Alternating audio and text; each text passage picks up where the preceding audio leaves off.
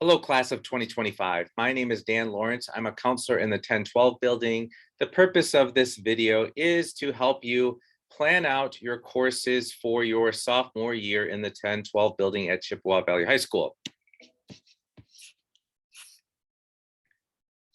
So I know it seems like a long way off, but you should really be thinking about what's going to happen after high school. Are you going on to college? Are you going to the military? Are you interested in a vocational program or a trade school? Where do you plan to be 5-10 years after high school is over? All of those questions can be answered in this online platform called Zello. Zello is a planning tool that's available to all of you. It is where your 4-year plan can be kept and updated. It is also where your educational development plan, something we call an EDP, is located. So spend some time on Zello. How do you get on there? Check your technology and you'll be able to get there. We'll also have some information available on our websites to help you log on to Zello and do some planning. You'll also want to know where you stand with your graduation requirements. We know you've only done one semester so far as a 9th grader, but you can see what's up ahead by checking PowerSchool and going to graduation progress. And you can do this after each semester to see where you stand. Ultimately, where you're trying to get to is 22 credits earned by the end of your senior year. So the end of your senior year, June of your senior year, you'll want 22 credits. Otherwise, you won't get your, well, let's put it positively. It'll take 22 credits to earn your diploma and walk across the stage for the commencement ceremony. How do you know if you're on track? Now, most of you are going to have more credits than this, but at a minimum, at this moment in time, if you're watching this video for scheduling purposes for next school year, you're watching it in the winter of your freshman year, which means you have one semester done. So you should have at least a credit or more. Most of you will have more. If you're below a credit, now you're way off track to graduate. At the end of this school year, you should have at least 4 credits or more. Again, below 4 at the end of this school year, your freshman year, then you're gonna be off track for graduating. You seriously have put your diploma in jeopardy.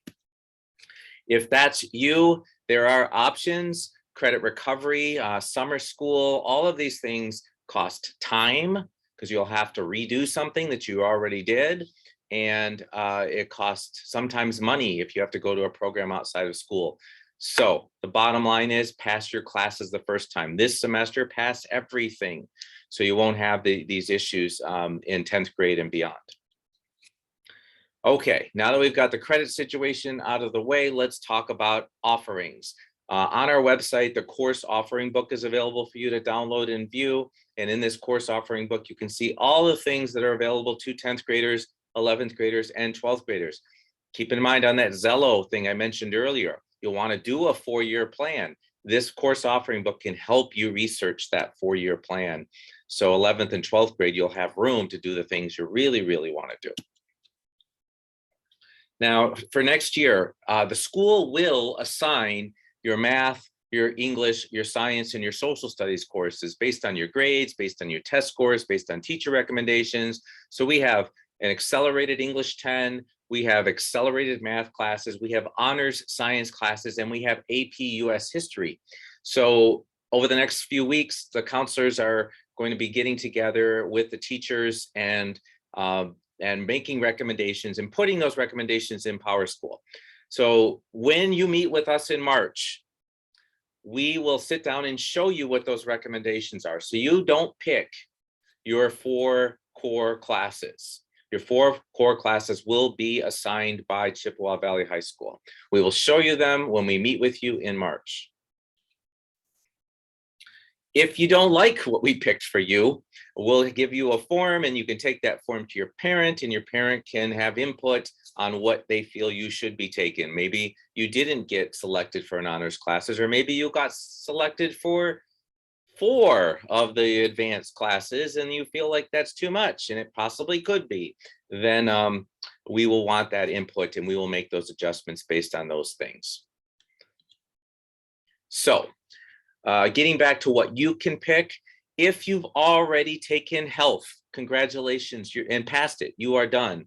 If you have already taken PE1 or taking it now and have passed it or passing it, you are done. Don't put that back on your schedule. However, if you haven't taken either or both of these courses, be thinking about taking these in 10th grade. I hope that was clear. World language is a course that we get questions about because 2 credits is required to graduate.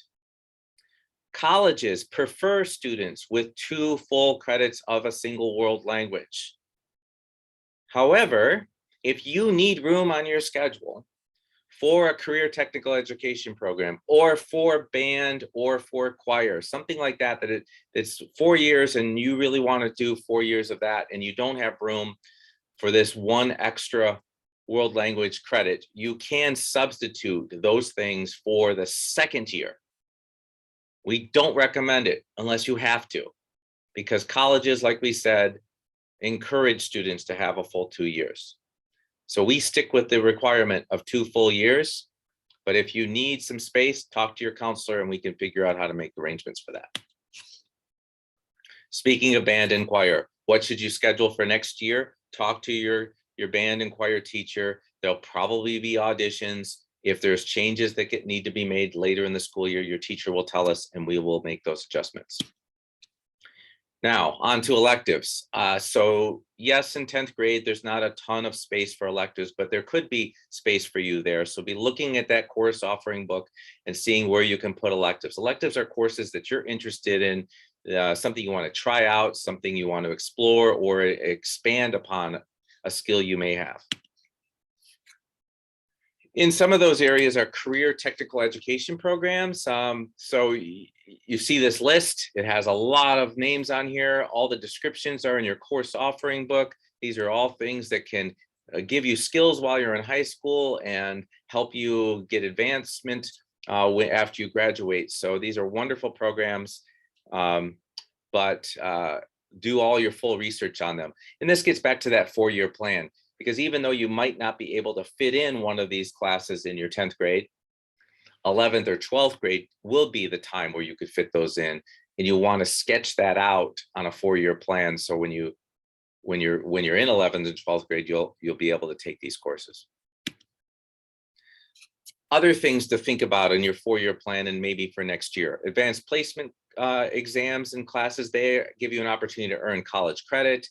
Articulation agreements are connected to those career tech programs on the previous slide, and those give you opportunities to earn college credit. And then lastly, dual enrollment, which is direct college credit. If you're interested in dual enrollment, we have a mandatory meeting on the 29th, not the 39th. There's a mistake on that schedule. March 29th, 2022 at 7 p.m. in the Media Center. So these are all opportunities while you're in high school to earn college credit. And if you have questions, talk to your counselor. Back to AP for a second. There are some AP classes you can take in 10th grade, but most of them for 11th and 12th grade. So be thinking about those and planning ahead for those if you're a hardworking student and you want an opportunity to earn college credit. At the bottom of your course request sheet, you're going to get a little worksheet or download it from our website. Either way, you can put or should put some alternates. These would be backup courses in case your first choices don't work. So on those alternates, you can say, here's a class I can live with in case I don't get my first choice. It will really help.